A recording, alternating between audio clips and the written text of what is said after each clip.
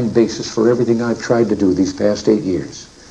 But back in the 1960s, when I began, it seemed to me that we'd begun reversing the order of things. That through more and more rules and regulations and confiscatory taxes, the government was taking more of our money, more of our options, and more of our freedom. I went into politics in part to put up my hand and say, stop. I was a citizen politician, and it seemed the right thing for a citizen to do. I think we have stopped a lot of what needed stopping. And I hope we have once again reminded people that man is not free unless government is limited. There's a clear cause and effect here that is as neat and predictable as a law of physics. As government expands, liberty contracts. Nothing is less free than pure communism, and yet we have the past few years forged a satisfying new closeness with the Soviet Union. I've been asked if this isn't a gamble, and my answer is no, because we're basing our actions not on words, but deeds.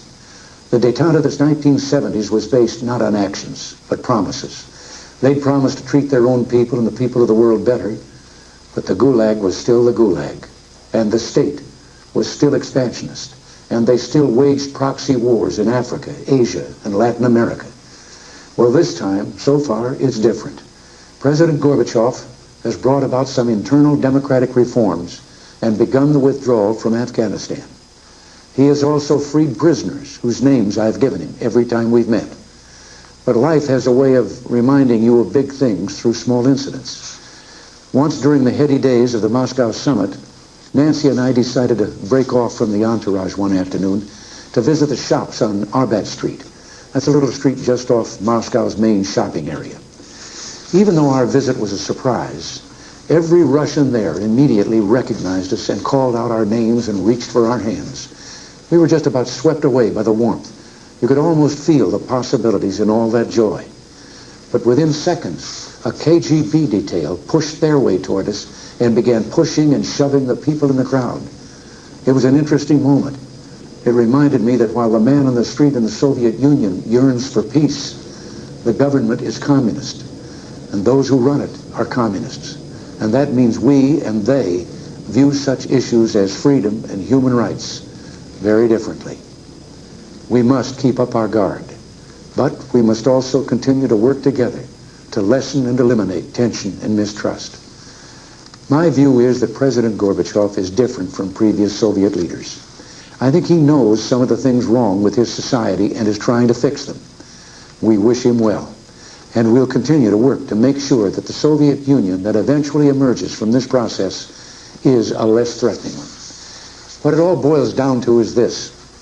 I want the new closeness to continue, and it will, as long as we make it clear that we will continue to act in a certain way as long as they continue to act in a helpful manner.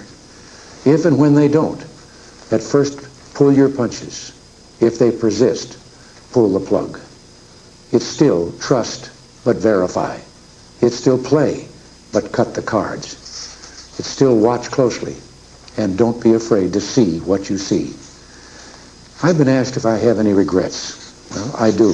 The deficit is one. I've been talking a great deal about that lately, but tonight isn't for arguments, and I'm going to hold my tongue.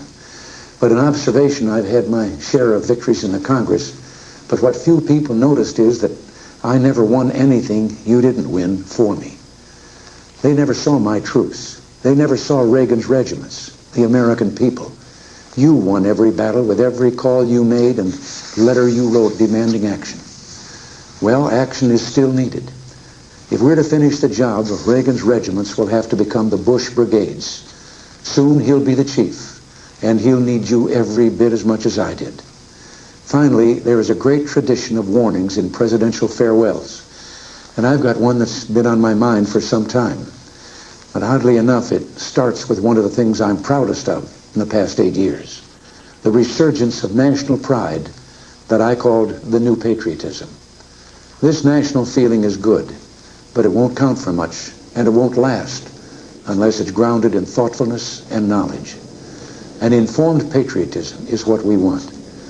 And are we doing a good enough job teaching our children what America is and what she represents in the long history of the world? Those of us who are over 35 or so years of age grew up in a different America. We were taught very directly what it means to be an American. And we absorbed almost in the air a love of country and an appreciation of its institutions. If you didn't get these things from your family, you got them from the neighborhood, from the father down the street who fought in Korea, or the family who lost someone at Anzio. Or you could get a sense of patriotism from school.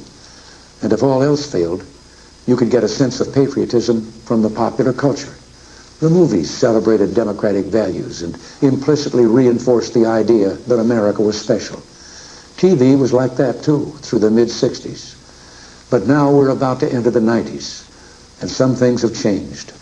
Younger parents aren't sure that an unambivalent appreciation of America is the right thing to teach modern children. And as for those who create the popular culture, well-grounded patriotism is no longer the style. Our spirit is back, but we haven't re-institutionalized it. We've got to do a better job of getting across that America is freedom. Freedom of speech, freedom of religion, freedom of enterprise, and freedom is special and rare. It's fragile. It needs production. So we've got to teach history based not on what's in fashion, but what's important. Why the Pilgrims came here, who Jimmy Doolittle was, and what those 30 seconds over Tokyo meant. You know, 4 years ago, on the 40th anniversary of D-Day, I read a letter from a young woman writing to her late father, who had fought on Omaha Beach. Her name was Lisa Zanata Henn, and she said, "We will always remember. We will never forget what the boys of Normandy did." Well, let's help her keep her word. If we forget what we did, we won't know who we are. I'm warning of an eradication of the American memory that could result ultimately in an erosion of the American spirit. Let's start with some basics. More attention to American history and a greater emphasis on civic ritual. And let me offer lesson number 1 about America. All great change in America begins at the dinner table. So tomorrow night in the kitchen, I hope the talking begins. And children, if your parents haven't been teaching you what it means to be an American, let them know and nail them on it. That would be a very American thing to do.